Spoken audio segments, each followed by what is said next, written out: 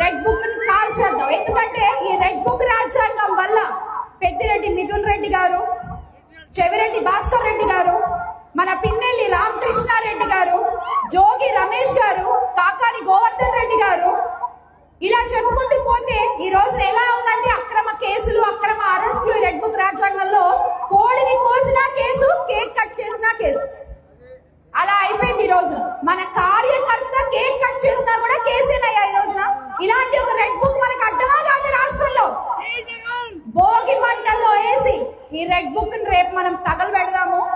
భోగి మంటలతో ఈ సంక్రాంతి పండుగని ప్రారంభించి కనుమ ముక్కనుమ వరకు కూడా ఘనంగా ప్రతి ఒక్కళ్ళు ఈ సంక్రాంతి వేడుకలు ప్రతి నియోజకవర్గాల్లో జరుపుకుంటూ ఆనందంగా గడపాలి అని మనస్ఫూర్తిగా కోరుకుంటున్నాను. అలాగే మన వైఎస్ఆర్ కాంగ్రెస్ పార్టీ తరఫు నుంచి సంక్రాంతి క్యాంపెయిన్ ఒకటి మొదలు పెట్టాం మనం.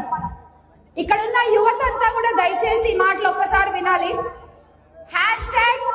#CBN ఎఫెక్ట్, చంద్రబాబు నాయుడు గారి ఎఫెక్ట్ మన రాష్ట్రం మీద versus #YS Jagananna mark.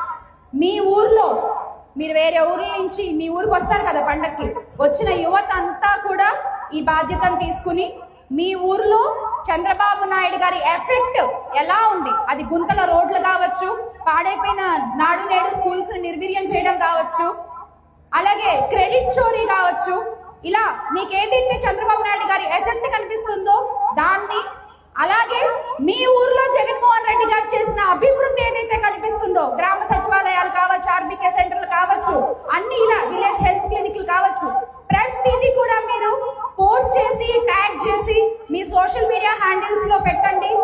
YS Jaganmohan Reddy గారిని ట్యాగ్ చేయండి, వైఎస్ఆర్ కాంగ్రెస్ పార్టీని ట్యాగ్ చేయండి. ఎందుకంటే ఈ రోజున వైఎస్ఆర్ కాంగ్రెస్ పార్టీ కార్యకర్త మాత్రమే ఆంధ్రప్రదేశ్ గొంతుకగా నిలబడ్డాడు. వైఎస్ఆర్ కాంగ్రెస్ పార్టీ కార్యకర్త మాత్రమే వాయిస్ ఆఫ్ ఏపీగా నిలబడ్డాడు. ఈ బాధ్యతని మరొకసారి మీరందరూ భుజాలపై వేసుకుని ఈ సంక్రాంతికి #CBN effect versus YS Jagananna mark ని ట్రైన్ చేద్దాము. సంక్రాంతికి మనం జగనన్న చేసిన అభివృద్ధిని మరొకసారి అందరికీ గుర్తు చేద్దాము.